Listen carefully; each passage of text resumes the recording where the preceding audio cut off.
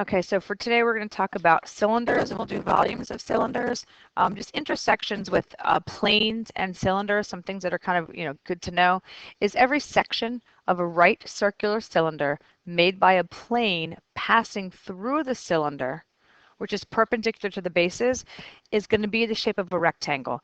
Essentially, all that you are doing is you are taking a knife and you're slicing straight down the center of that can, and then you're going to open it up. And when you open it up, what you're going to see is rectangles on either side.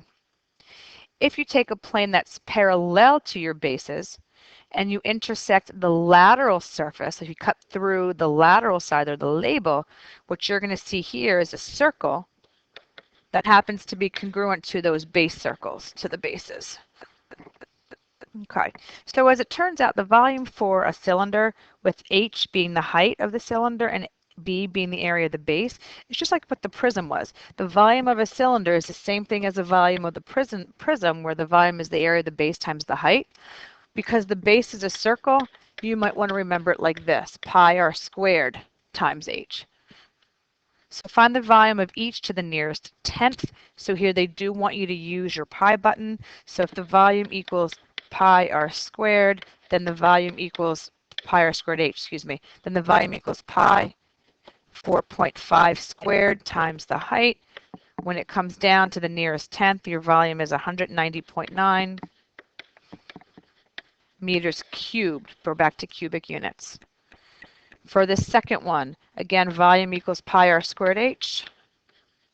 So the volume equals pi, the radius is 5, the height is 15, pi r squared H comes out to be 1,178.1 inches cubed. The next two, they just want you to find the volume. They don't ask you about rounding. They don't tell you how to round, so you need to leave pi or your answer as an exact answer. Formula again, pi r squared H, volume equals pi, 2 squared times 6. Volume comes out to be 24 pi. Again, they did not tell you how to round, so you don't round, you leave your answer as exact. Exact means that pi is in your answer.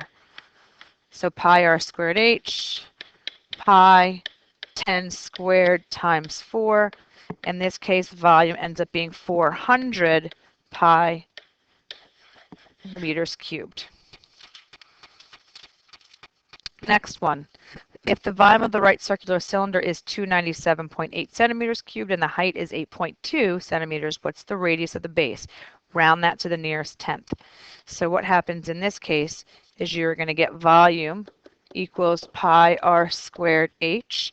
You know the volume, 297.8 equals pi r squared times 8.2.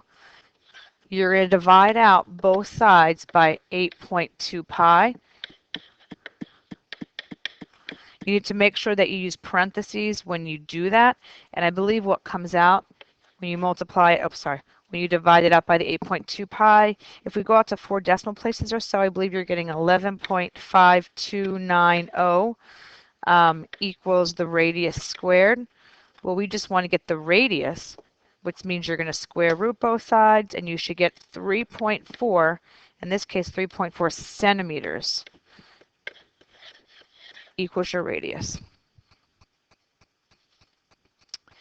Last but not least, on this one, if the height of a right circular cylinder is doubled and the base is unchanged, what is the effect on the volume?